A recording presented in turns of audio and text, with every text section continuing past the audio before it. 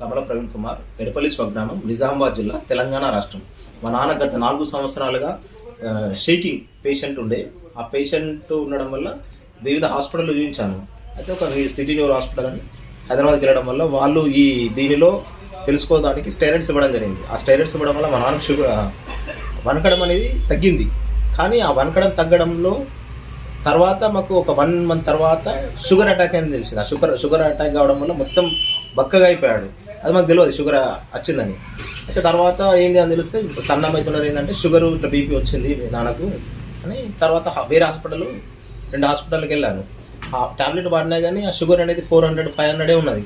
కొంచెం తగ్గడం పెరగడం అంటే 4 నుంచి 500 లోపే ఎక్కువగా ఉండే. అయితే ఇట్లనే విజయ్ షాప్కు రావడం జరిగింది.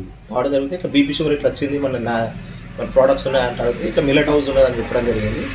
ఆ మిల్లెట్ హౌస్ని రోజు పొద్దున సాయంత్రము మా పలుసగా అంబలి టైప్లో పొద్దున సాయంత్రం ఇవ్వడం జరిగింది. మళ్ళీ ట్యాబ్లెట్ షుగర్ ట్యాబ్లెట్ కూడా సేమ్ ట్యాబ్లెటే వాడడం జరిగింది.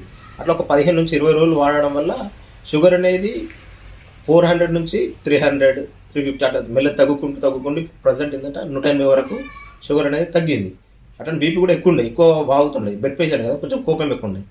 అట్లనే మళ్ళీ దీన్ని వాడకం వల్ల కూడా షుగర్ వల్ల మొత్తం బక్కగా అయిపోయింది.